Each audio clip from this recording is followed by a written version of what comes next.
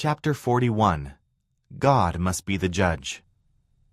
On June 1, 1843, Addison and Louisa Pratt walked with their daughters to one of Nauvoo's steamboat landings. Addison was leaving that day for a 3-year mission to the Hawaiian Islands. In his arms he carried Anne, their youngest daughter, while her older sisters Ellen, Frances, and Lois followed gloomily behind, dreading their father's departure.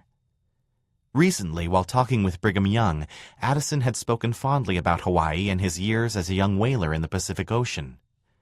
Since the church had no presence on the islands, Brigham asked if Addison would be willing to open a mission there. Addison said he was willing if others would go with him. Soon after, Joseph and the 12 called him to lead a group of elders to the islands. Louisa had cried for 3 days when she learned of Addison's assignment. Hawaii was thousands of miles away, in a part of the world that sounded strange and dangerous. She had no home of her own in Nauvoo, no money, and few goods to barter. Her daughters would need clothes and schooling, and without Addison, she would have to provide everything for them. As Louisa walked to the steamboat with her family, her heart still felt weak, but she had come to rejoice that Addison was worthy of his call. She was not the only woman in the city who would be alone while her husband left to preach the gospel. Missionaries were leaving in all directions that summer, and Louisa had resolved to face her trials and trust the Lord. Addison struggled to restrain his emotions. Stepping onto the deck of the steamboat that would carry him far from his family, he raised a handkerchief to his eyes and wiped away tears. On shore, his daughters started crying as well. Frances said she did not think she would ever see him again. Knowing the sea as he did, Addison understood the dangers ahead of him. But when the 12 had set him apart for his mission, they had blessed him to have power over the elements and courage in the face of tempests. If he proved faithful, they promised by the Spirit he would return home safely to his family. Several days later, Emma, Joseph, and their children left Nauvoo to visit Emma's sister in Dixon, Illinois, several days' journey to the north. Before departing, she instructed Anne Whitney to encourage the women of the Relief Society to continue helping the poor and to assist the men in building the temple. Recently, Joseph had spoken to the saints about the ordinances of the temple, teaching them that they were building it so the Lord could give them the endowment. Emma had told Anne that she had felt a deep interest in the temple since then and wanted the Relief Society to discuss what they could do to hurry the work along. "We might speak to the temple committee," Emma suggested, "and whatever they wished and we might do." With this charge, Anne called to order the first Relief Society meeting of the year and asked the women to suggest ways to help the temple effort. Some said they were willing to ask for donations and collect wool and other materials to make new clothes. Others said they were willing to knit, sew, or repair old clothes as needed. One woman suggested furnishing older women with yarn to knit socks for the temple workmen in the winter. Polly Stringham and Louisa Beeman said they would make clothing for the workers. Mary Felshaw said she could donate soap. Felinda Stanley proposed donating flax to make linen and giving a quart of milk every day to the effort. Esther Gein offered to donate thread of her own spinning. "Angels are rejoicing over you," Sister Chase testified, praising the women's willingness to help build the house of the Lord. Before closing the meeting, Anne urged the mothers in the room to prepare their daughters to enter the temple. "Instruct them in love," she counseled, "and teach them to act with sobriety and propriety within its sacred walls." 200 miles away, the Smiths' visit with Emma's sister was interrupted on June 21st, when William Clayton and Stephen Markham arrived with alarming news. The governor of Missouri was again demanding that Joseph stand trial in Missouri, this time on the old charge of treason, and Governor Ford of Illinois had just issued another warrant for the prophet's arrest. "I have no fear," Joseph said. "Missourians cannot hurt me." A few days later, 2 men claiming to be Latter-day Saint elders knocked at the door while the family was eating dinner. Emma's brother-in-law told them that Joseph was out in the yard near the barn. Moments later, Emma and the family heard a commotion outside. Rushing to the door, they saw the men pointing cocked pistols at Joseph's chest. One man held Joseph by the collar. "If you stir 1 inch," he snarled, "I'll shoot you." "Shoot away," Joseph said, baring his chest. "I am not afraid of your pistols." Stephen Markham ran outside and charged toward the men. Startled, they turned their guns on him, but quickly turned them back to Joseph, jabbing the barrels into his ribs. "Stand still," they shouted at Stephen. They wrestled Joseph into the back of their wagon and held him there. "Gentlemen," Joseph said, "I wish to obtain a writ of habeas corpus." The writ would allow a local judge to rule on whether Joseph's arrest was legal. "Damn you," they said, once again striking him in the ribs with their pistols. "You shan't have one." Stephen sprang at the wagon and seized the horses by their bits as Emma rushed into the house and grabbed Joseph's coat and hat. At that instant, Joseph saw a man passing by the house. "These men are kidnapping me," he cried out. When the man kept walking, Joseph turned to Stephen and told him to get help. "Go," he shouted. Joseph's captors were law enforcement officers from Illinois and Missouri. That afternoon, they locked him in a nearby tavern and refused to let him see a lawyer. Acting quickly, Stephen reported Joseph's mistreatment to local authorities, who soon had the officers arrested for kidnapping and abuse. Stephen then helped to secure a writ of habeas corpus from a nearby court official. The writ required Joseph to attend a hearing 60 miles away. When they found out the judge was not in town, Joseph, his captors, and his captors' captors set out to find another court that could sort out the legal mess. In Nauvoo, Wilson Law and Hiram learned of Joseph's capture and enlisted more than 100 men to rescue him. They sent some men up the river on a steamer while they ordered others to ride on horseback in every direction and search for the prophet. When his first 2 rescuers came into sight, Joseph was relieved. "I am not going to Missouri this time," he told his captors. "These are my boys." Soon the 2 rescuers became 20, and then more. They turned the party toward Nauvoo, where they believed the municipal court could rule on the legality of the warrant. By midday, the prophet approached the city, flanked by a few lawmen and his rescuers on horseback. Emma, who had already returned to Nauvoo with the children, rode out with Hiram to meet Joseph as the Nauvoo brass band played patriotic songs and people fired guns and cannons in celebration. A parade of carriages soon joined them, drawn by horses decorated with prairie flowers. Crowds lined both sides of the street to cheer the prophet's safe return as the procession passed in front of them, winding its way slowly to Joseph's home. When it arrived, Lucy Smith embraced her son, and his children rushed out of the house to see him. "Pa," said 7-year-old Frederick, "the Missourians won't take you again, will they?" "I am out of the hands of the Missourians again, thank God," Joseph said, climbing atop a fence to address the hundreds of saints who had gathered around him. "I thank you all for your kindness and love to me," he cried. "I bless you all in the name of Jesus Christ." As expected, the Nauvoo court declared Joseph's arrest illegal. Outraged, the 2 arresting officers demanded that the governor challenge the ruling. But Governor Ford refused to interfere with the court's decision, angering the saints' critics across the state. They began to fear that Joseph would once again escape prosecution. Meanwhile, hundreds of saints continued to gather to Nauvoo and its neighboring stakes. In the eastern state of Connecticut, a young woman named Jane Manning boarded a canal boat with her mother, several siblings, and other members of her branch to begin their journey to Nauvoo.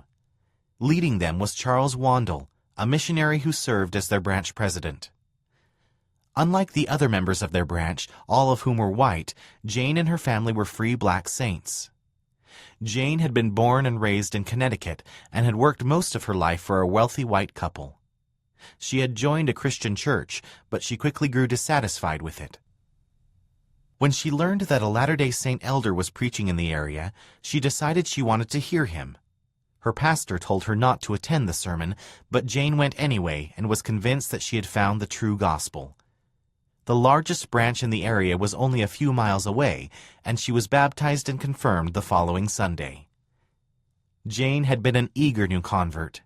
3 weeks after her baptism, the gift of tongues had come upon her while she prayed. Now, a year later, she and her family were gathering to Zion. On the canal, Jane and her family traveled without incident across New York. From there, they expected to travel with their branch south through Ohio and on to Illinois, but canal officials refused to let the Mannings continue on their journey until they paid their travel fare. Jane was confused. She thought her family would not have to pay until they reached Ohio. Why did they have to pay now? None of the white members of her branch were required to pay their fares in advance. The Mannings counted their money, but they did not yet have enough to pay for the journey. They turned to Elder Wandel for assistance, but he refused to help them. As the boat pulled away and disappeared from sight, Jane and her family had almost no money and more than 800 miles between them and Nauvoo. With nothing but her feet to carry her west, Jane resolved to lead the small company to Zion. On the morning of July 12th, William Clayton was in Joseph's office when the prophet and Hiram entered. "If you will write the revelation," Hiram told Joseph, "I will take and read it to Emma, and I believe I can convince her of its truth, and you will hereafter have peace." "You do not know Emma as well as I do," Joseph said. That spring and summer he had been sealed to additional women, including a few whom Emma had personally selected. Yet helping Joseph choose wives had not made obeying the principle easy for Emma. "The doctrine is so plain," Hiram said. "I can convince any reasonable man or woman of its truth, purity, and heavenly origin." "We will see," Joseph said. He asked William to take out paper and write as he spoke the word of the Lord. Much of the revelation was already known to Joseph. It described the new and everlasting covenant of eternal marriage, along with associated blessings and promises. It also revealed the terms governing plural marriage, which Joseph had learned while translating the Bible in 1831. The remainder of the revelation was new counsel for him and Emma, addressing their questions and current struggles with plural marriage. The Lord revealed that for a marriage to continue beyond the grave, the man and woman must marry by priesthood authority, have their covenant sealed by the Holy Spirit of promise, and remain faithful to their covenant. Those who met these conditions would inherit glorious blessings of exaltation. "Then shall they be gods, because they have no end," the Lord declared. "Then shall they be above all, because all things are subject unto them." The Lord went on to speak about plural marriage and his covenant to bless Abraham with an innumerable posterity for his faithfulness. From the beginning, the Lord had ordained marriage between one man and one woman to fulfill his plan. Sometimes, however, the Lord authorized plural marriage as a way to raise up children in righteous families and bring about their exaltation. Although the revelation was directed to the saints, it ended with counsel for Emma about Joseph's plural wives. "Let mine handmaid Emma Smith receive all those that have been given unto my servant Joseph," the Lord instructed. He commanded her to forgive Joseph, stay with him, and keep her covenants, promising to bless and multiply her and give her reason to rejoice if she did. He also warned her of the dire consequences that befell those who broke their covenants and disobeyed the law of the Lord. When Joseph finished dictating the revelation, William had filled 10 pages. He put down the pen and read the revelation back to Joseph. The prophet said it was correct, and Hiram took it to Emma. Hiram returned to Joseph's office later that day and told his brother that he had never been talked to more severely in his life. When he read the revelation to Emma, she had become angry and rejected it. "I told you you did not know Emma as well as I did," Joseph said quietly. He folded the revelation and put it in his pocket. The next day, Joseph and Emma spent hours in heart-wrenching discussion. Sometime before noon, Joseph called William Clayton into the room to help mediate between them. Both Joseph and Emma seemed caught in an impossible dilemma. Each loved and cared deeply for the other and wanted to honor the eternal covenant they had made, but their struggle to keep the Lord's commandment was splitting them apart.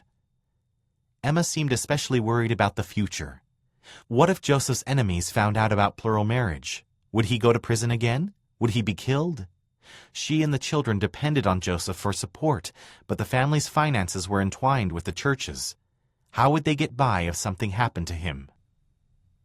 Joseph and Emma wept as they spoke, but by the end of the day they had worked through their problems. To provide Emma additional financial security, Joseph deeded some property to her and their children, and after that fall he entered into no more plural marriages. At the end of August 1843, the Smiths moved into a 2-story home near the river. Called the Nauvoo Mansion, the new home was large enough to accommodate their 4 children, Joseph's aging mother, and the people who worked for and boarded with them. Joseph planned to use much of the house as a hotel. Several weeks later, as summer turned to autumn in Nauvoo, Jane Manning and her family arrived at Joseph and Emma's door, looking for the prophet and a place to stay. "Come in," Emma told the weary group. Joseph showed them where they could sleep that night and found chairs for everyone. "You have been the head of this little band, haven't you?" Joseph said to Jane. "I would like you to relate your experience in your travels." Jane told Joseph and Emma about their long journey from New York. "We walked until our shoes were worn out and our feet became sore and cracked open and bled," she said. "We asked God the Eternal Father to heal our feet, and our prayers were answered, and our feet were healed." They had slept beneath the stars or in barns near the road. Along the way, some men had threatened to throw them in jail because they did not have free papers or documents proving that they were not runaway slaves. At another time, they had to cross a deep stream without a bridge. They endured dark nights and frosty mornings and helped others when they could. Not far from Nauvoo, they had blessed a sick child, and the child was healed by their faith. "We went on our way," Jane said of their journey, rejoicing, singing hymns, and thanking God for his infinite goodness and mercy to us. "God bless you," Joseph said. "You are among friends now." The Mannings stayed in the Smith home for a week. During that time, Jane searched for a trunk she had shipped to Nauvoo, but as far as she could tell, it had been lost or stolen along the way. Her family members, meanwhile, found places to work and live and soon moved out. One morning, Joseph noticed that Jane was crying and asked her why. "The folks have all gone and got themselves homes," she said, "and I have got none." "You have a home right here if you want it," Joseph assured her. He took Jane to see Emma and explain the situation. "She has no home," he said. "Haven't you a home for her?" "Yes, if she wants one," Emma said. Jane quickly became a part of the busy household, and the other family members and boarders welcomed her. Her trunk never turned up, but Joseph and Emma soon provided her with new clothes from the store. That fall, as her family settled into their new house, Emma became increasingly troubled over plural marriage. In his revelation to her 13 years earlier, the Lord had promised to crown her with righteousness if she honored her covenants and kept the commandments continually. "Except thou do this," he had said, "where I am you cannot come." Emma wanted to keep the covenants she had made with Joseph and the Lord, but plural marriage often seemed too much to bear. Although she had allowed some of Joseph's plural wives into her household, she resented their presence and sometimes made life unpleasant for them. Eventually, Emma demanded that Emily and Eliza Partridge leave the house for good. With Joseph at her side, Emma called the sisters into her room and told them that they had to end their relationships with him at once. Feeling cast off, Emily left the room, angry at Emma and Joseph. When the Lord commands, she told herself, his word is not to be trifled with. She intended to do as Emma wished, but she refused to break her marriage covenant. Joseph followed the sisters out of the room and found Emily downstairs. "How do you feel, Emily?" he asked. "I expect I feel as anybody would under the circumstances," she said, glancing at Joseph. He looked like he was ready to sink into the earth, and Emily felt sorry for him. She wanted to say something more, but he left the room before she could speak. Decades later, when Emily was an old woman, she reflected on these painful days. By then, she better understood Emma's complicated feelings about plural marriage and the pain it caused her. "I know it was hard for Emma and any woman to enter plural marriage in those days," she wrote. "And I do not know as anybody would have done any better than Emma did under the circumstances. God must be the judge," she concluded, "not I."